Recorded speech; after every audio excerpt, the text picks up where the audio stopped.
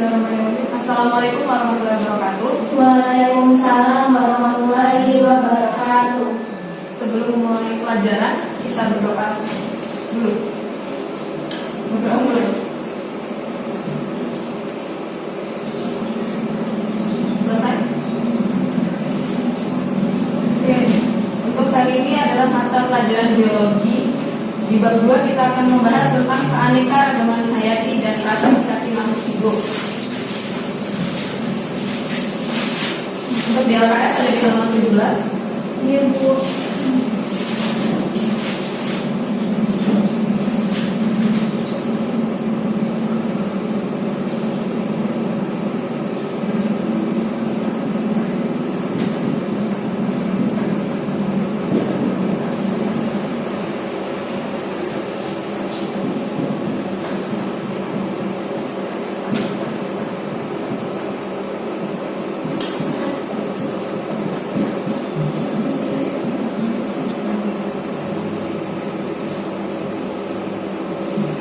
Keanekaragaman hayati. Ada yang tahu apa itu keanekaragaman hayati?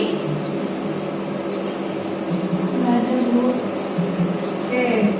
Keanekaragaman hayati atau biodiversitas adalah merupakan bentuk variasi dari makhluk hidup pada tingkat gen, spesies, dan ekosistem yang berada di tiap wilayahnya. Keanekaragaman ini diperlukan untuk keberlangsungan, pelestarian dan keseimbangan aliran energi. Tertera juga di undang-undang yaitu di nomor 5 tahun 1994 tentang keanekaragaman hayati adalah di antara makhluk hidup dari semua sumber termasuk di antaranya yaitu ada darat, laut, dan ekosistem akuatik lainnya serta kompleks ekologi yang merupakan bagian dari keanekaragaman hayati, mencakup keanekaragaman dalam spesies, antar spesies, dan ekosistem. Keanekaragaman hayati dibagi menjadi 3 tingkatan yaitu ada gen, spesies, dan juga ekosistem.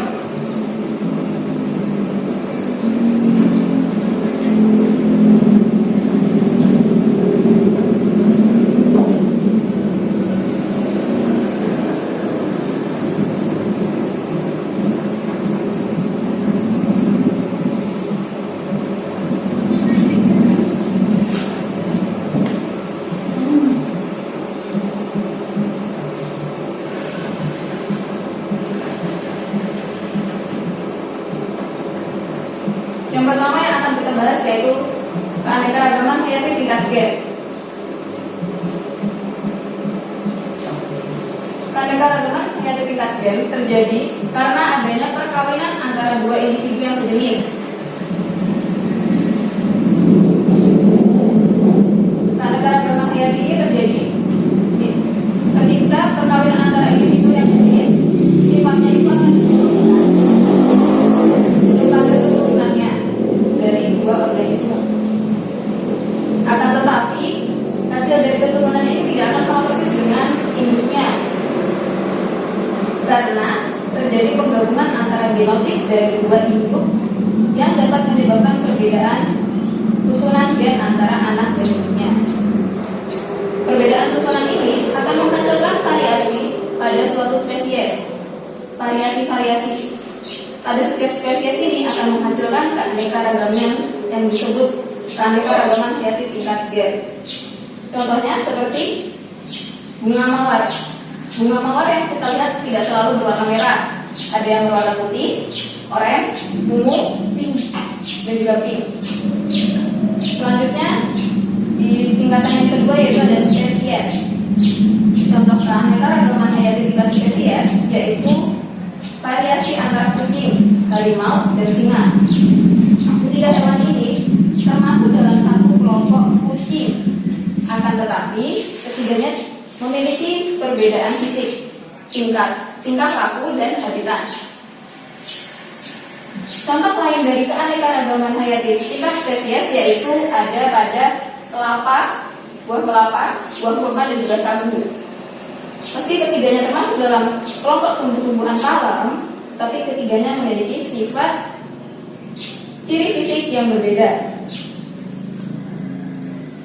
Spesies sendiri merupakan makhluk hidup yang mempunyai sifat-sifat yang sama, dapat mengadakan perkawinan antar sesamanya dan menghasilkan keturunan yang fertil atau subur. Keanekaragaman hayati tingkat spesies ini lebih mudah diamati karena adanya perbedaan yang sangat mencolok. Yang ketiga yaitu ekosistem. Tingkat ekosistem. Ekosistem sendiri adalah interaksi atau hubungan timbal balik antara makhluk hidup dengan lingkungannya. Ekosistem ini disusun oleh komponen biotik dan abiotik. Perbedaan kondisi komponen abiotik dan biotik.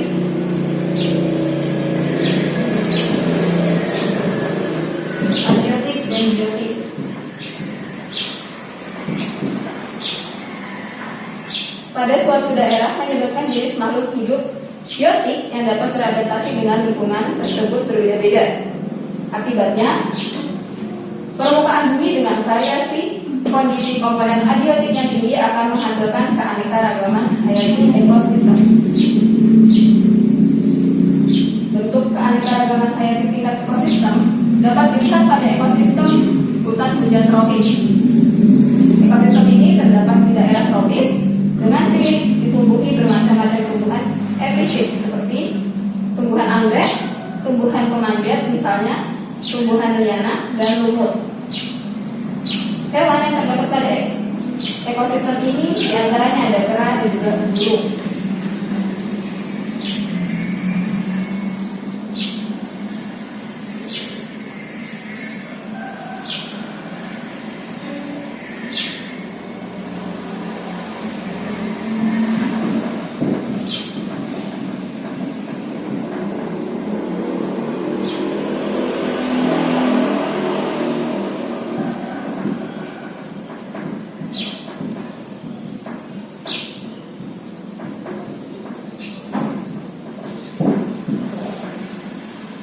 Kita masuk ke yang B, yaitu ada keanekaragaman hayati di Indonesia.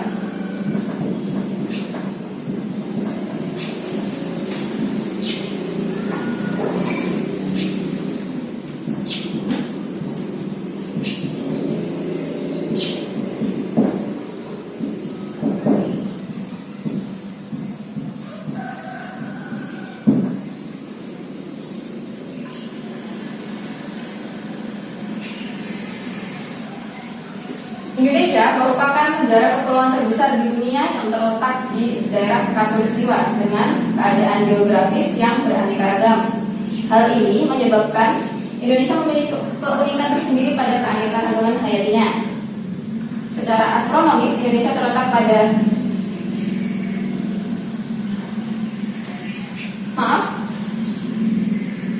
daerah tropis. Di Indonesia ini memiliki temperatur yang cukup tinggi, curah hujan yang cukup banyak, dan tanah yang subur karena proses pelapukan batu cukup cepat. Hal ini menyebabkan Indonesia memiliki tanah yang sangat subur. Keanekaragaman hayati Indonesia dapat dilihat yaitu berupa floranya serta keadaan faunanya juga. Keanekaragaman flora, keanekaragaman tumbuhan.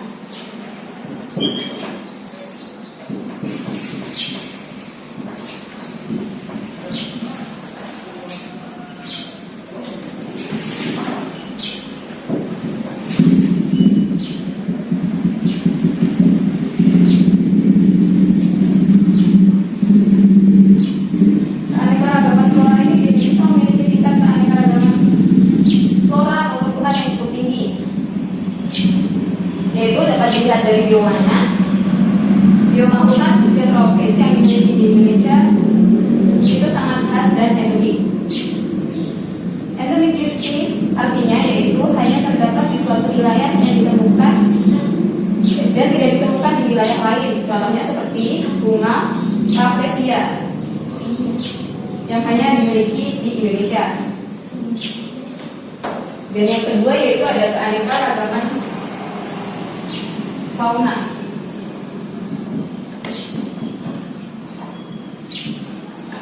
Hewan. Secara umum terdapat dua wilayah persebaran hewan, yaitu di bagian kawasan timur, benua Australia, dan kawasan barat, benua Asia.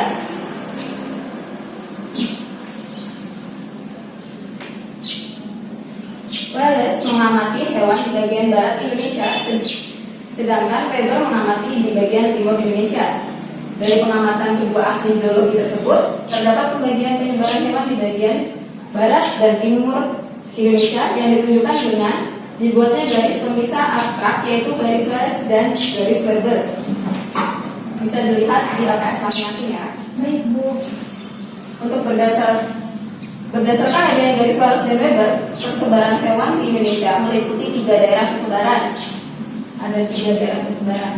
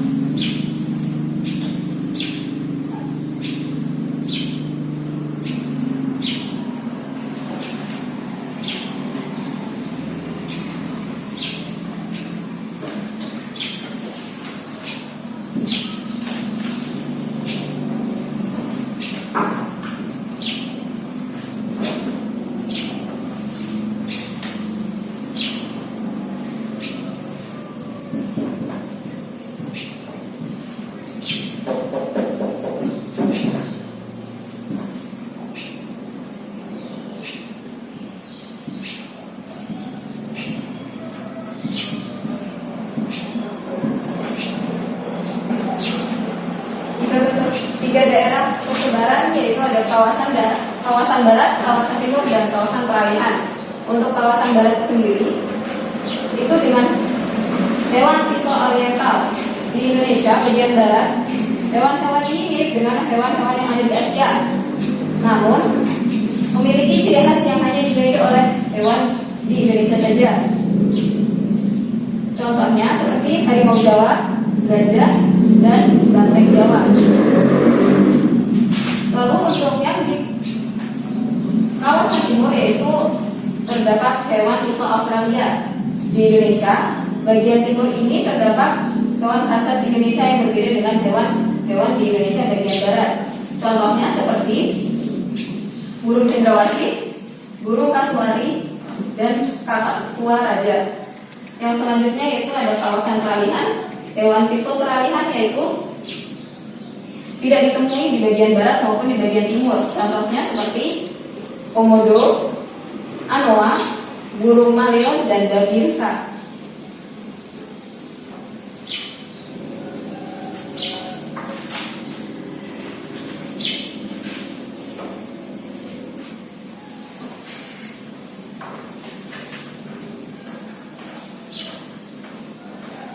Selanjutnya itu ada bagian C, keunikan hutan hujan tropis di Indonesia.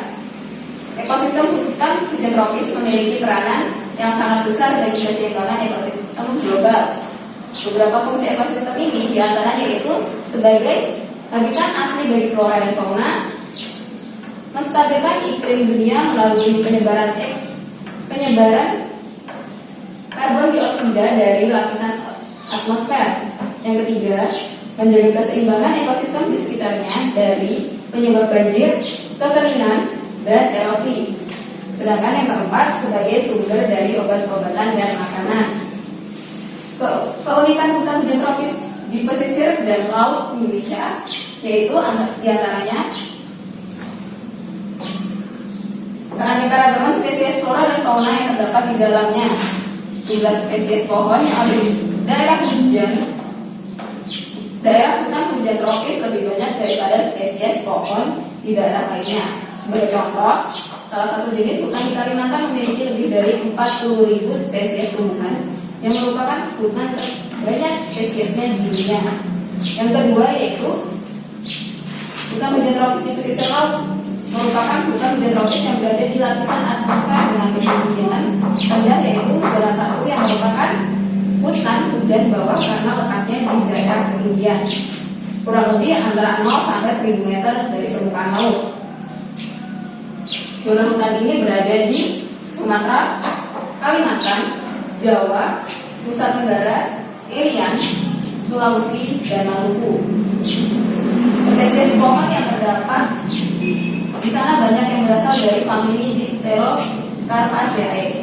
Selain itu, hutan hujan bawah di Jawa dan Nusantara memiliki pohon dari genus Alpinia, Discovia, Cascanopsis, Ficus, dan Gosapinus, serta famili Leguminosae. Yang selanjutnya yaitu di bagian D ada pemanfaatan keanekaragaman hayati di Indonesia.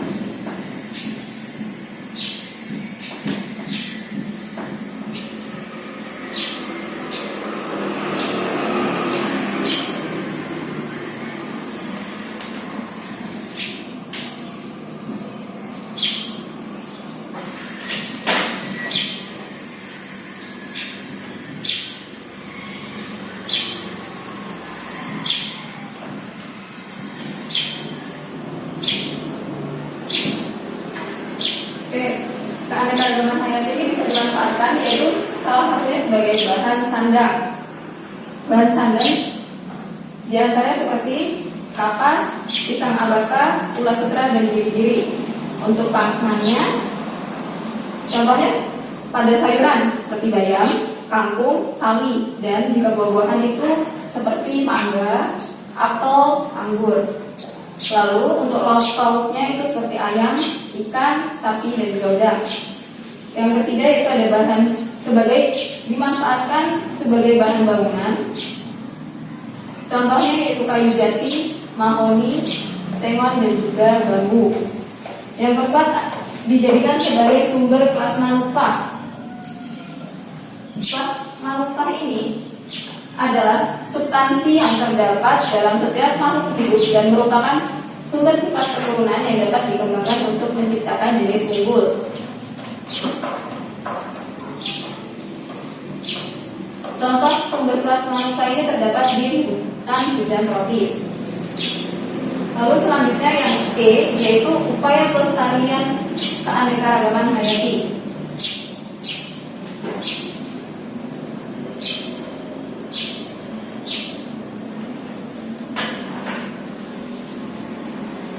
Upaya ini dilakukan untuk menjaga kelestarian dan keseimbangan flora, fauna, tanah, air, dan ekosistem. Yaitu yang dapat kita lakukan, contohnya 1. Perlindungan alam. Usaha-usaha yang dilakukan untuk menjaga kelestarian tumbuhan, hewan, tanah, dan juga air disebut dengan perlindungan alam. Perlindungan alam sendiri meliputi usaha pelestarian alam, yaitu seperti pelestarian in situ. Pelestarian in situ merupakan usaha pelestarian yang dilakukan di habitat aslinya dan menekankan agar sumber daya hayati di habitat aslinya tetap terjaga dan terpelihara. Contohnya seperti suaka marga satwa untuk komodo yang berada di Taman Nasional Komodo Pulau Komodo. Lalu yang B yaitu ada pelestarian ex situ.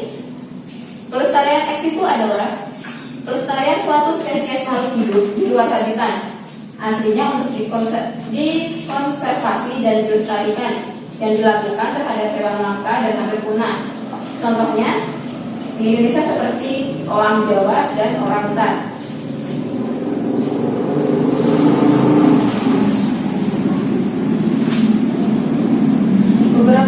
Beberapa bentuk pelestarian itu yaitu kebun binatang. Contohnya kebun binatang yang ada di Indonesia yaitu di kebun binatang Gembira Loka di Yogyakarta, kebun binatang Ragunan di Jakarta, dan taman safari di Cisarua, Jawa Barat, serta kebun binatang Bandung. Yang selanjutnya itu ada kebun raya, kebun botani, dan taman wisata, misalnya kebun raya Bogor. Lalu selanjutnya ada perlindungan marga satwa.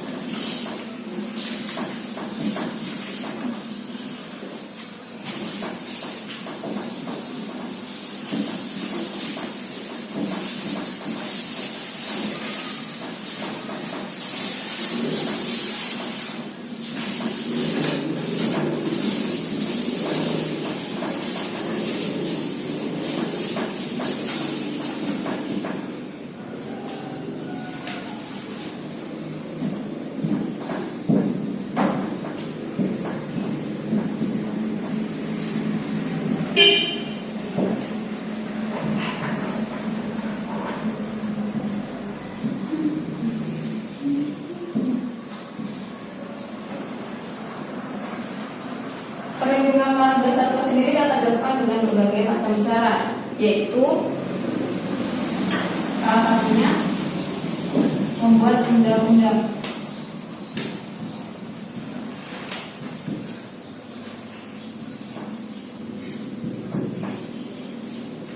Membuat undang-undang tentang apa? Tentang perburuan yang meliputi batas-batas daerah perburuan, masa berburu, jumlah hewan yang boleh diburu, jenis hewan, umur, jenis kelamin hewan, dan yang paling penting adalah hasil buruan tidak untuk diperjualbelikan. Yang kedua yaitu mengisolasi hewan-hewan tertentu, seperti memelihara dan membiarkannya, kemudian akan dilepaskan kembali ke asalnya atau habitatnya.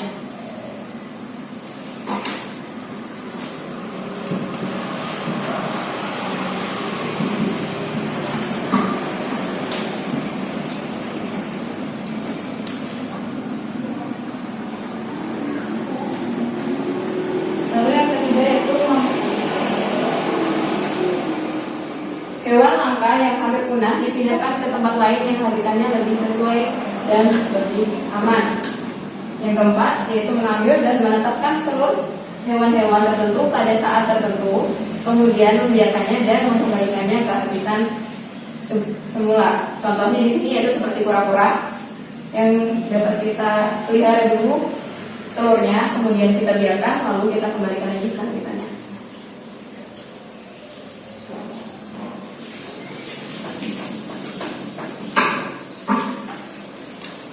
Oke, sampai sini jelas? Yang marga satwa tadi itu kayak gimana, Bu? Dan bagian apa perlindungan? Iya, perlindungan marga satwa. Untuk perlindungan marga satwa itu yang bisa kita lakukan seperti menerapkan undang-undang. Karena kalau kita membuatnya kan tidak mungkin. Kita menerapkan undang-undang tersebut seperti tidak memburu di batas-batas daerah tertentu, terus jumlah hewan yang diburu itu ditentukan oleh undang-undang, jadi kita harus menerapkan undang-undang tersebut. Lalu kita perhatikan umur hewan tersebut dan jenis apa saja yang boleh diburu. Yang kedua, kita dapat memeliharanya. Jadi kalau misalnya nemu hewan atau nggak sengaja nih nangkap hewan, terus tiba-tiba hewannya lagi sakit atau mungkin dia udah hewan yang sekiranya hampir punah, itu bisa kita pelihara, kita kembang biakan. Kalau udah kita taruh di habitatnya, atau bisa juga kita taruh di taman-taman yang sudah memfasilitasinya, seperti tadi Taman Bogor, terus kebun binatang di Gembiraloka yang ada di Jogja. Itu. Sama yang ketiga juga, hewan langka yang hampir punah dipindahkan di tempat lain yang habitatnya lebih sesuai dan lebih aman. yang keempat juga mengambil dan menetapkan telur-telur tadi. Ini. Oke. Gimana sini? Alhamdulillah jelas. Jelas? Baik.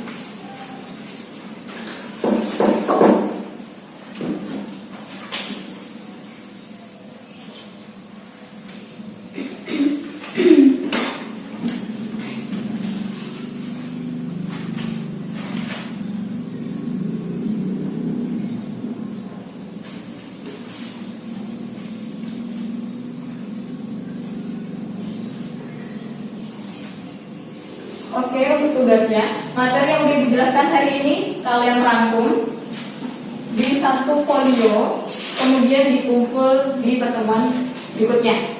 Baik, Bu. Udah jelas semua kan? Paham? Alhamdulillah paham, Bu. Oke, baik. Sekian pertemuan hari ini. Terima kasih kepada anak-anak semua. Ibu ucapkan terima kasih. Bu akhiri. Wassalamualaikum warahmatullahi wabarakatuh. Waalaikumsalam warahmatullahi wabarakatuh.